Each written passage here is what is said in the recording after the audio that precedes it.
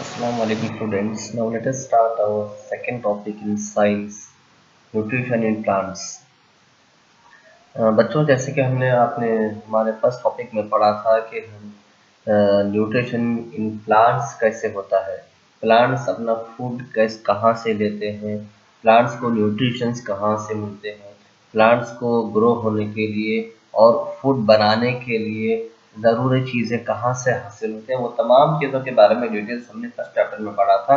Now let us start our second chapter in science, nutrition in plants. Okay, sorry, nutrition in animals. nutrition in animals. वैसे तो हमने nutrition का meaning first chapter में पढ़ा है, लेकिन एक और मरतबा मैं रिवाइज कर दूं. What do you mean by nutrition? Nutrition means the way of taking food, the way of obtaining the food. Okay, the way of getting the food.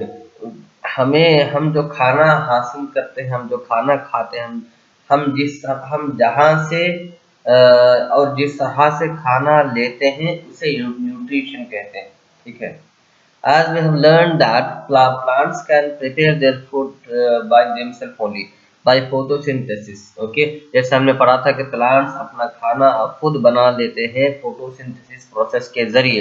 Photosynthesis process के मतलब धूप लगने से प्लांट्स के लीव्स में जो क्लोरोफिल होता है वो धूप को एब्जॉर्ब करके जमीन में से न्यूट्रिएंट्स लेके फूड बनाता है. ठीक है.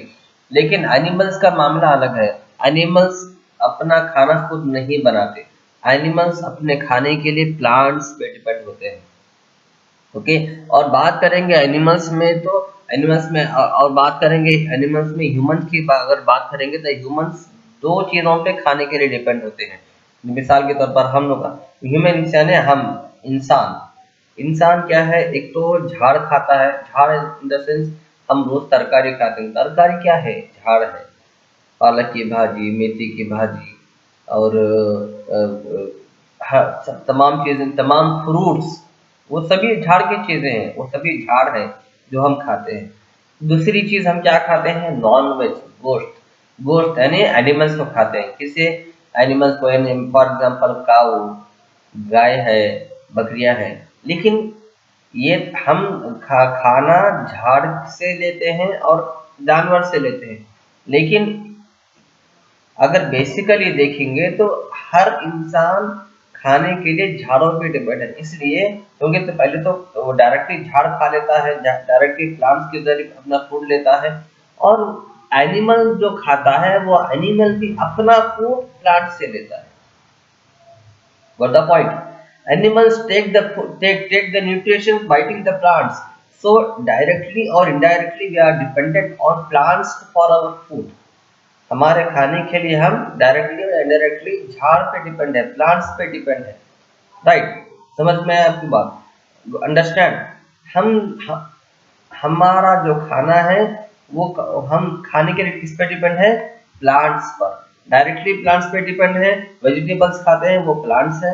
एनिमल्स को हम खाते हैं, वो एनिमल्स भी अपना खाना प्लांट्स से लेते हैं. तो मतलब ये कि एनिमल्स के जरिए हम इनडायरेक्टली प्लांट्स खा रहे हैं और प्लांट्स के जरिए हम डायरेक्टली प्लांट्स खा रहे हैं. Okay, these are the ways from which we take the food.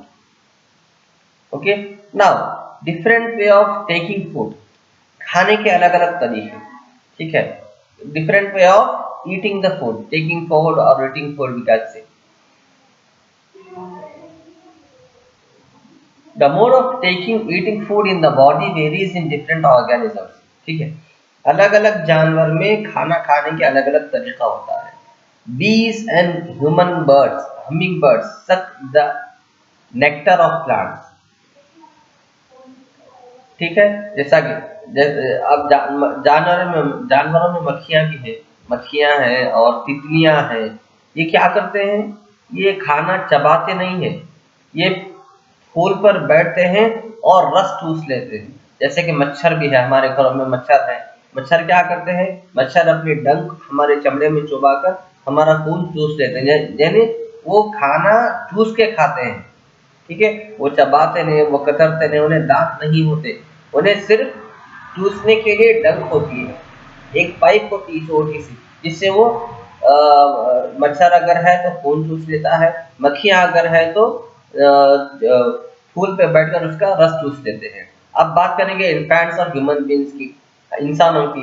इंसान क्या करते हैं? खाना मुंह में चबा कर खाते हैं,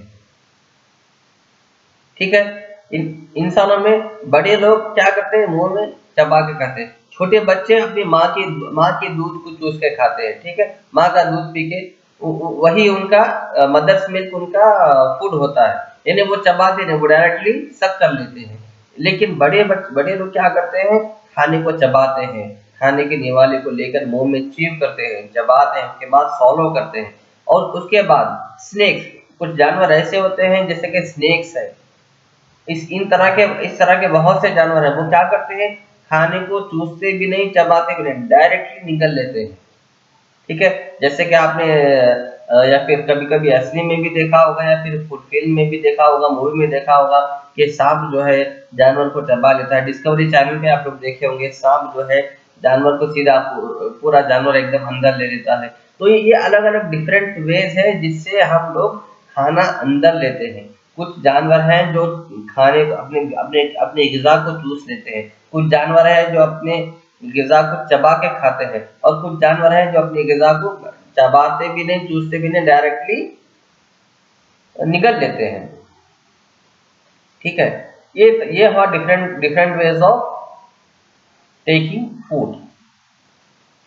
नाउ डाइजेशन इन ह्यूमंस, यानी इंसान में खाना हजम कैसे होता है? We take in food through mouth, digest and utilise it. The unused parts of the food are defecated. Have you ever wondered what happens to the food inside the body? The food passes through a continuous canal, which begins at the buccal cavity and ends at the anus. The canal can be divided into various compartments. One is the buccal cavity, second is food pipe or esophagus, third is stomach, fourth is small intestine, five is large intestine or rectum, and six is anus. Okay. It is not a very long path. These parts together form the alimentary canal, digestive tract. बच्चों, कभी हमने सोचा कि जब हम खाना निवाला मुंह में लेते हैं तो वो खाना अंदर जाके होता क्या है, वो खाने के साथ होता क्या है, वो खाना बनता क्या है, वो खाना हजम कैसे होता है, ठीक है। तो हम यहाँ पे हम खाना हजम होने का तरीका समझेंगे। खाना हजम होने के लिए अल्लाह ताला ने हमारे जिस्म में बहुत से 4 से 5 चीजें दी हैं। एक तो ये कि बकल कैविटी हमारा जो मुंह है उसे बकल कैविटी कहते हैं। दूसरी चीज यूसोफेगस यानी वो पाइप को कहते हैं जो हमारे मुंह से लेकर हमारे पेट को कनेक्ट करता है, ये मुंह से लेकर हमारे पेट तक चलता है। थर्ड है स्टमक, तीसरी चीज हमारा पेट है। फोर्थ स्मॉल इंटेस्टाइन यानी आंतड़िया जिसे हम कहते हैं, अंतड़िया अंतड़ी जिसे कहते हैं, स्मॉल इंटेस्टाइन। ये कैसे होते हैं? ये पाइप्स होते हैं, ठीक है। ये और फोर्थ क्या है? लार्ज इंटेस्टाइन, ये भी पाइप होता है लेकिन स्मॉल इंटेस्टाइन से थोड़ा बड़ा होता है। अब सुने होंगे छोटी अंतड़ी, बड़ी अंतड़ी, small intestine, large intestine. Small intestine means छोटी अंतड़ी, लार्ज इंटेस्टाइन मीन्स बड़ी अंतड़ी। इसके बाद एनएस यानी वो हिस्सा जहां से हम वेस्ट चीजें निकाल देते हैं, ठीक है। ये इन तमाम चीजों को मिलाकर हम क्या करते हैं? डाइजेस्टिव ट्रैक्ट कहते हैं। डाइजेस्टिव ट्रैक्ट यानी ये इन तमाम जगहों से खाना गुजर के हमारे जिस्म से बाहर निकल जाता है, ठीक है। And the inner walls of the stomach and the small intestine and the various glands associated with the canal such as salivary glands, the liver and the pancreas. Okay.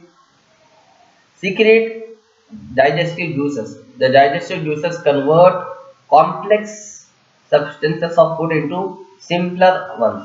The digestive tract and the associated glands together as constitute the digestive system. Now let us know what happens to the food in the different parts of the digestive tract. हमारे हमारे खाना हजम करने के लिए जितने भी चीजें इस्तेमाल होती है, हर चीज में अल्लाह ताला ने एक जूस बना के रखा।